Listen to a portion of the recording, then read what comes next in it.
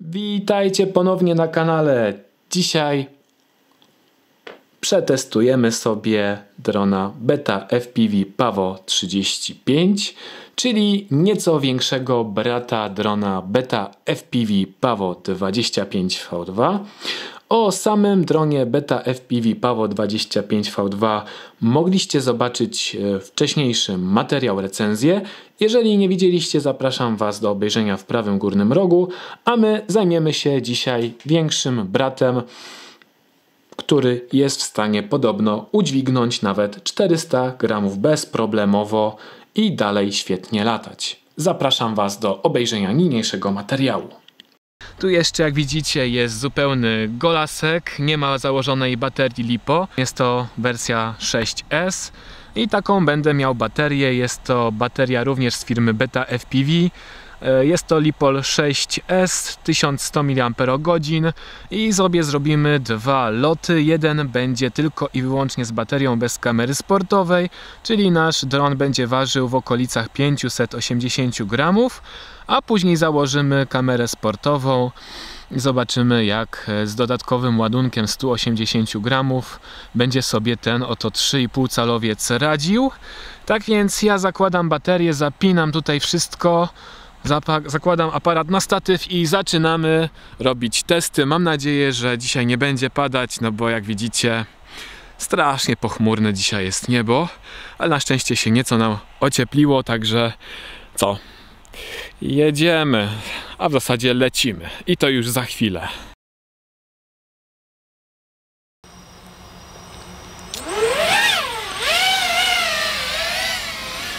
No start, powiem Wam, że bardzo ciekawy był, bo przypomina start drona 5-calowego.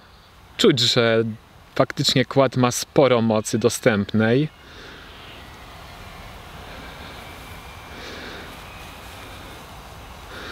Na pokładzie mam Walksnail Avatar w wersji drugiej, ale jednoantenowy. Także spodziewam się, że nie będzie tu takiegoś spektakularnego zasięgu, ale już tutaj z Andrzejem rozmawialiśmy na ten temat i anteny będą wymienione.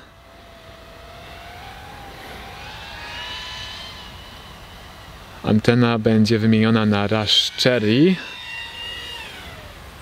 15 cm. Mam nadzieję, że to zmieni nam zasięg.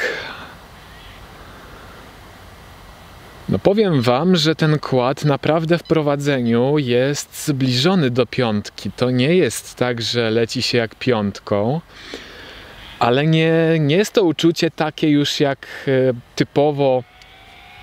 typowe takie sine-whoopowe, że tak to ujmę, czyli że ten quad bardziej taki flakowaty jest. Nie, on, powiem Wam, że rzeczywiście lata bardzo żwawo, chętnie. Czuć, że faktycznie ma sporo dostępnej mocy i zapowiada się bardzo ciekawie tutaj z kamerą sportową. Sam jestem ciekawy, jakie będą wrażenia, bo jak na razie czuję, że ma bardzo dużo mocy dostępnej. To jest dużo mocy w zapasie. Zobaczmy, jak sobie radzi w trybie bardziej akrobatycznym, choć sine-whoopy nie są raczej przystosowane do typowego dziczenia we freestylu, ale zobaczmy, jak ten quad sobie radzi.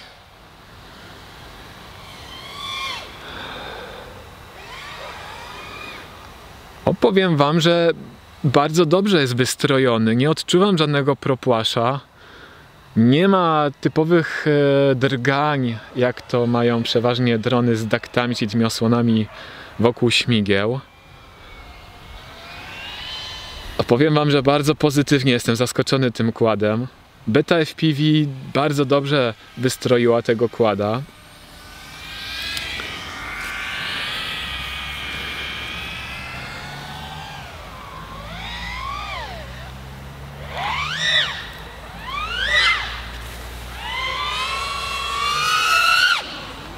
Można sobie poszaleć, naprawdę. Powiem Wam, że we freestylu widać, że radzi sobie całkiem nieźle. No tutaj delikatny propesz był, ale to już naprawdę celowo go zacząłem wytrącać z równowagi, żeby w końcu ten propłeż pokazał, że ma.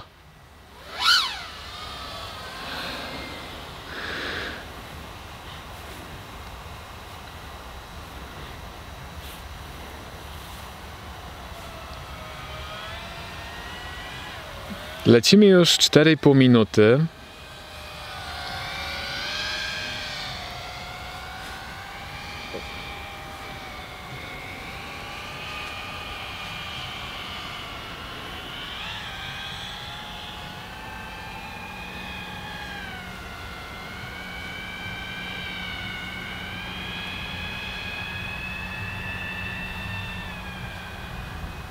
Pięć minut. No tutaj mam granicę zasięgu.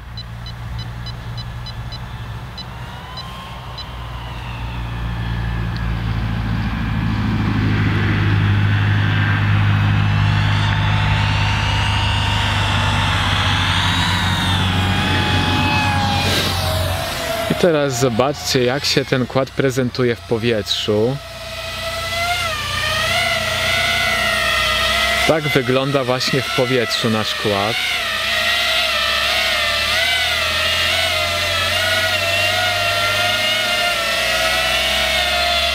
Jest uroczy, nie ma co tutaj ukrywać. Na pewno bardzo dużo osób będzie swój wzrok na niego kierowało, kiedy on jest w pełni oświetlony. No, oświetlenie jest świetnie zrobione, bardzo wyraźne, jasne. Możemy je oczywiście wyłączać.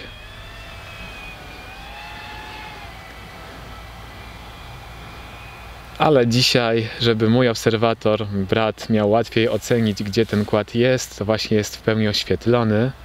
Jednak pomaga to bardzo ocenić orientację, gdzie ten kład faktycznie jest. No słuchajcie, 6,5 minuty, a ja jeszcze mogę latać na baterii 1100 mAh i ten kład naprawdę lata bardzo żwawo.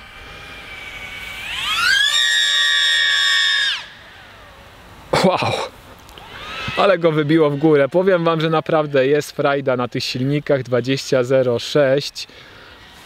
No jest frajda. Jestem ciekawy, jak będzie się zachowywał z kamerą sportową, bo naprawdę daje uśmiech na twarzy.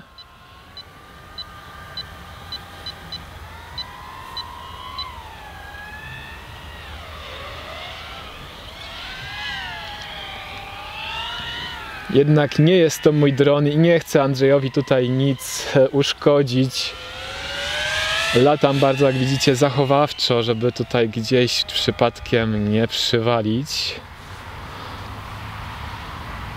Ale naprawdę, no, to jest mój pierwszy lot i daje frajdę z latania. Nie spodziewałem się, że 3,5 calowiec może faktycznie dawać taką frajdę z osłonami wokół śmigieł. Jest mój pierwszy lot, nie latałem nigdy wcześniej taką konstrukcją, tym kładem też nie. Także wow. No słuchajcie, mamy 8 minut lotu.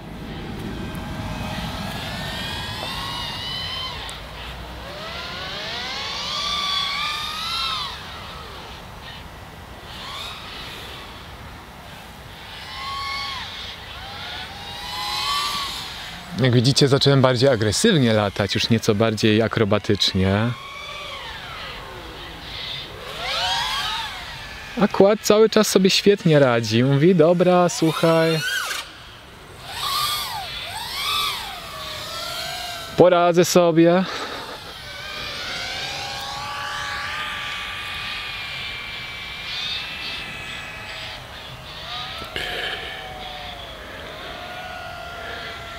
Swoją drogą, słuchajcie, mamy już praktycznie koniec baterii, widzę. I pewnie dolecimy do 9 minut i będzie czas lądować.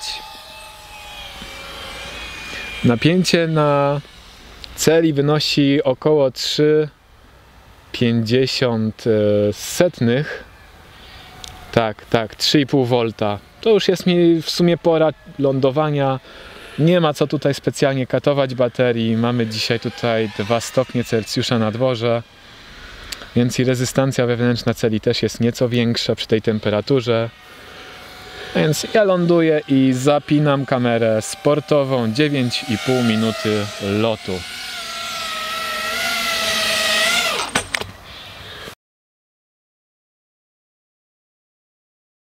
Proszę bardzo, kład w pełnej prezencji, z pełną kamerą sportową Hero 11 od GoPro. Tak więc dodaliśmy 180 gramów wagi. Jestem ciekawy, jak nasz Pawo 35 będzie sobie radził z takim zestawieniem. Bateria jest taka sama, tylko że nowa, naładowana. Zobaczymy, jak będzie się nasz Pawo 35 spisywał z takim dołożonym ciężarem. Producent podaje, że Pawo 35 powinien nam móc dźwignąć 400 gramów. Więc myślę, że nie powinno być jakiegoś większego problemu. Ale przekonajmy się o tym sami. Tak więc zaczynajmy lot bardzo ciężkim kładem 3,5 calowym. Zaczynamy lot numer 2. 3, 2, 1. Jest głośniejszy na pewno. Bez kamery sportowej był znacznie cichszy. Powiem wam, że powiedziałbym, że bardzo cichy był. Teraz też nie jest aż tak bardzo głośny, ale jednak znacznie głośniejszy się zrobił po dołożeniu mu dodatkowej wagi w postaci kamery sportowej.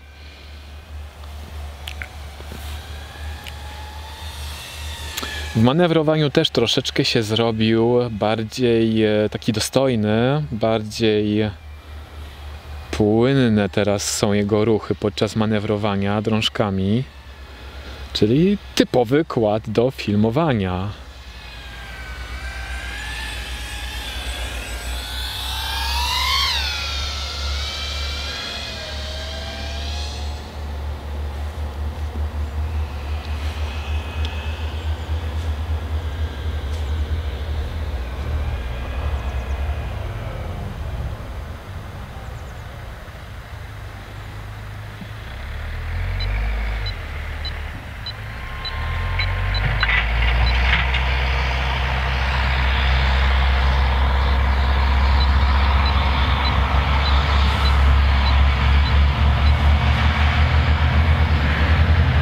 Mimo wszystko powiem wam, że kład lata bardzo stabilnie. Pawo 35 tutaj właściwie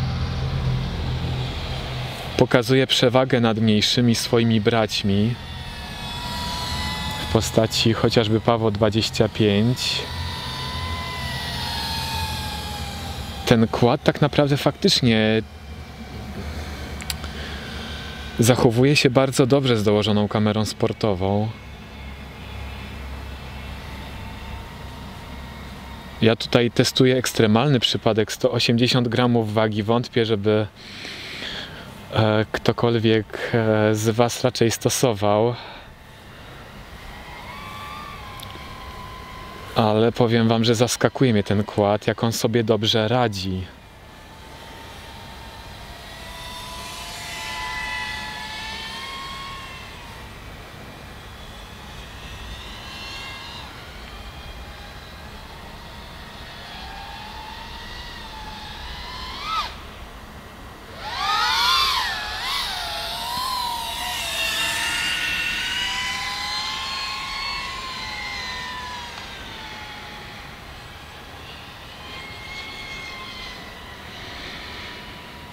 Trzeba na pewno więcej drążka gazu używać, to jest bardzo normalne przy dołożeniu tak sporej wagi.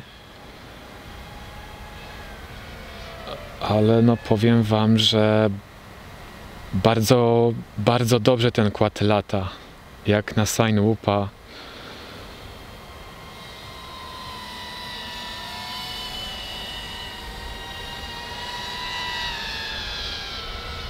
Nie czuję w ogóle, że latam Sine Whoopem. Powiem wam, że faktycznie uczucie jest zbliżone do piątki.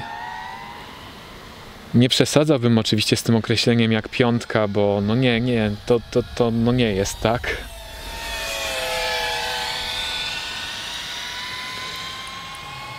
ale jednak w odczuciu z latania moje uczucia są bardziej tutaj, moje skojarzenia tutaj, jak ten kład płynnie lata, jak sobie radzi z taką wagą. No bardziej bym się tutaj kierował w uczuciach, że ten kład faktycznie można przybliżyć go do 5-calowca. Nie porównywałbym go z typowym 3-calowcem, bo 3-calowiec zazwyczaj ma mniej mocy i bardziej go znosi przy dodawaniu takiego ciężaru, jaki ja mu założyłem. A tutaj ten kład po prostu sunie, on płynie.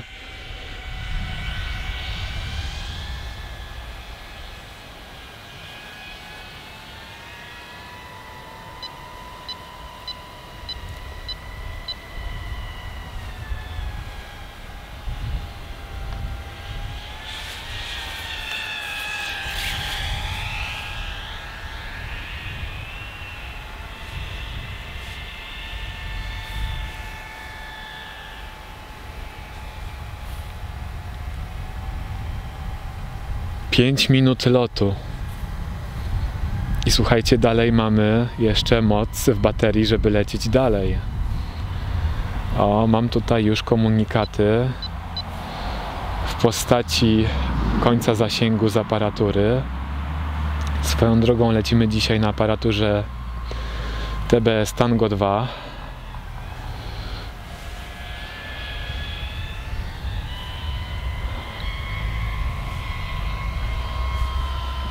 Tak więc moje wrażenia co do aparatury też są. Jestem jednak przystosowany do latania na swojej wysłużonej już co prawda aparaturze, ale jednak starej Jarej, Taranisie QX7, a tutaj na Tango 2 jest troszeczkę inny styl lotu. Też bardzo dobry, bardzo komfortowy, ale jednak jestem przyzwyczajony do pełnych drążków, pełnego zakresu gimbali, a tutaj mamy, powiedziałbym, że gdzieś połowę tego zakresu, co w normalnych, standardowych gimbalach, dużych aparatur, takich jak właśnie chociażby Taranis QX7.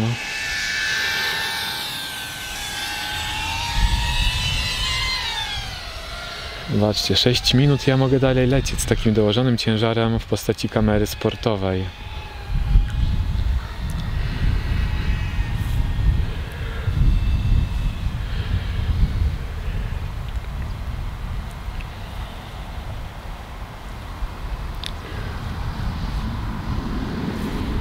No i widzę po akumulatorze, że pewnie będzie pora już się ewakuować i wracać. Tak, dokładnie.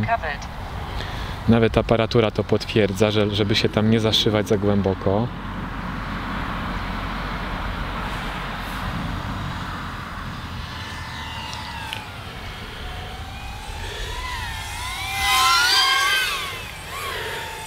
I rozładowana bateria. Jest już tak, że faktycznie musimy lądować.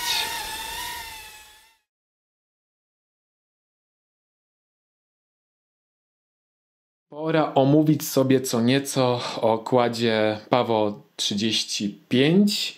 Jak widzicie, mam tutaj jego mniejszego brata po lewej jego stronie. No i co? Już widać, że są tutaj praktycznie ogromne podobieństwa w ramach.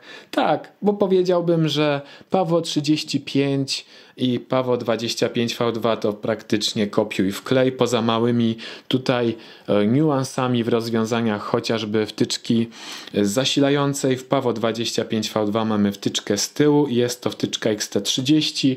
W Pavo 35 mamy tutaj wtyczkę XT60 i mamy ją umieszczoną z przodu samego kłada.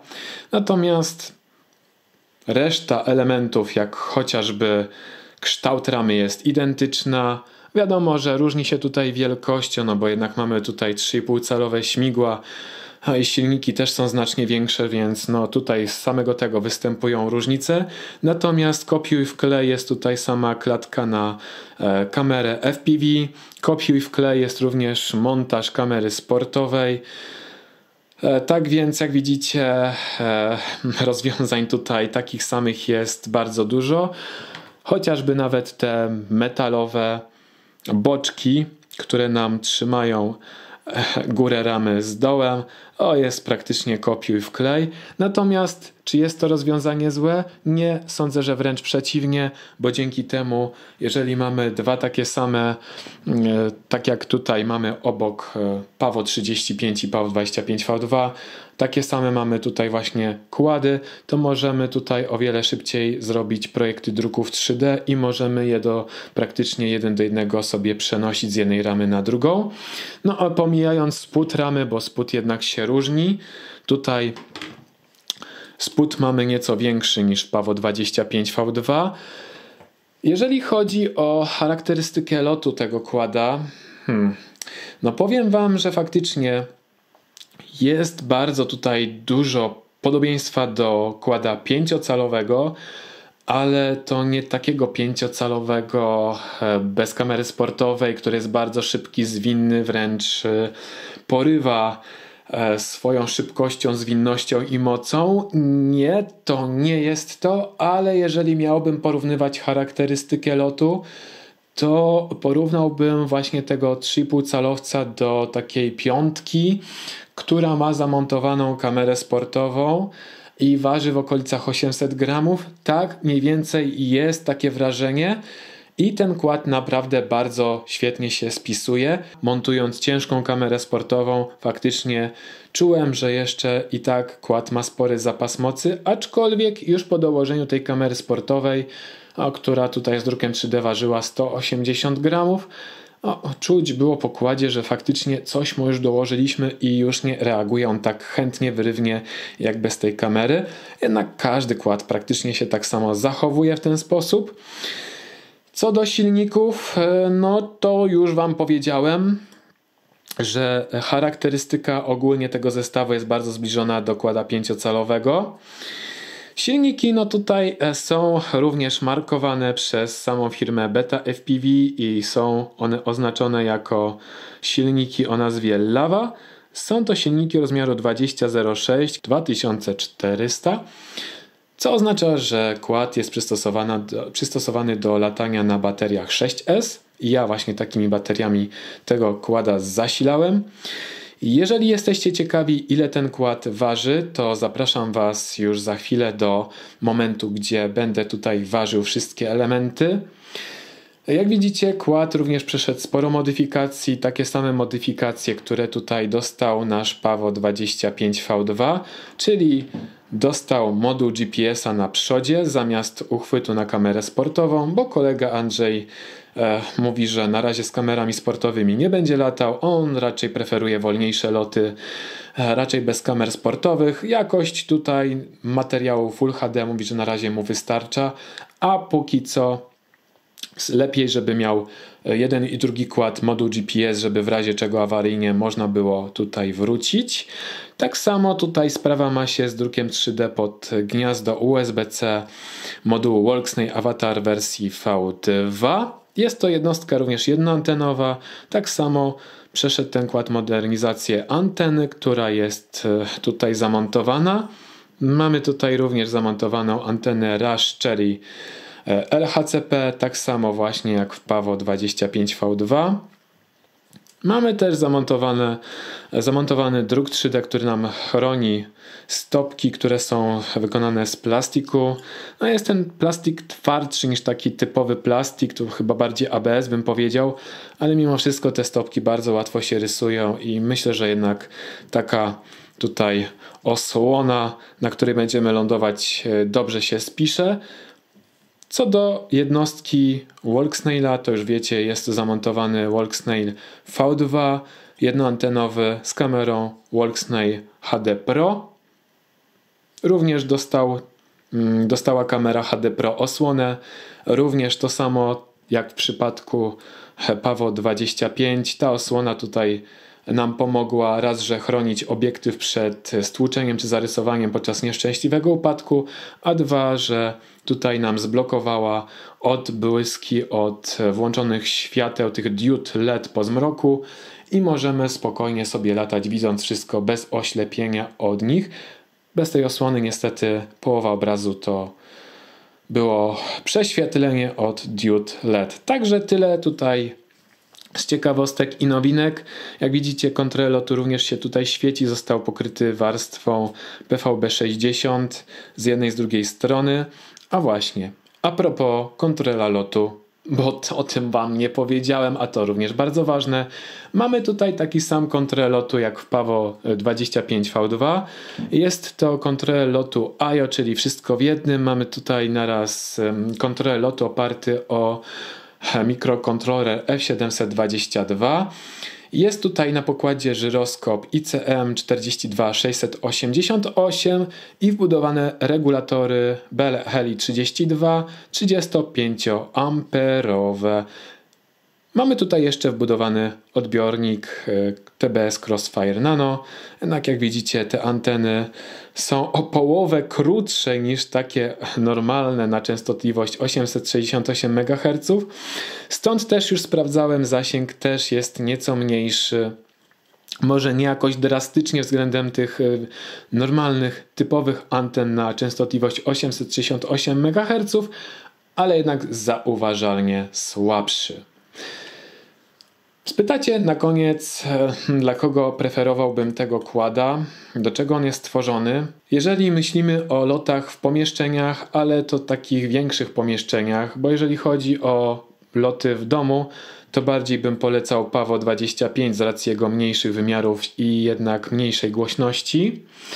Natomiast Pavo 35 to już bardziej taki sign lifter, czyli tutaj taki dźwigacz kamer sportowych, który jednak ma spory zapas mocy i on jest lepszy zdecydowanie do takich trudniejszych zadań, gdzie raczej byśmy chcieli filmować blisko ludzi na zewnątrz, ale jednak wolelibyśmy mieć osłony, żeby tutaj nikogo nie zranić, czy też nic nie uszkodzić od kręcących się śmigieł.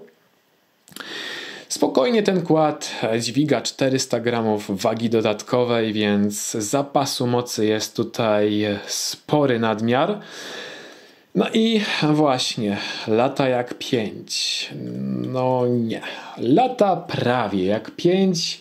5 tak, z taką dołożoną ciężką kamerą sportową. Ale nie pomyślcie, że ten quad jest jakiś zamulasty. Nie, to nie tak. On jest bardzo szybki. Powiem wam, że nie spodziewałem się, że quad 3,5 calowy potrafi być tak bardzo szybki. I jednocześnie masywny i z tak dużą mocą. Mam nadzieję, że ten materiał wam się spodobał. Teraz zostawiam was tutaj z ważeniem tego quada, a my widzimy się w kolejnym materiale już wkrótce. Do zobaczenia, trzymajcie się, cześć!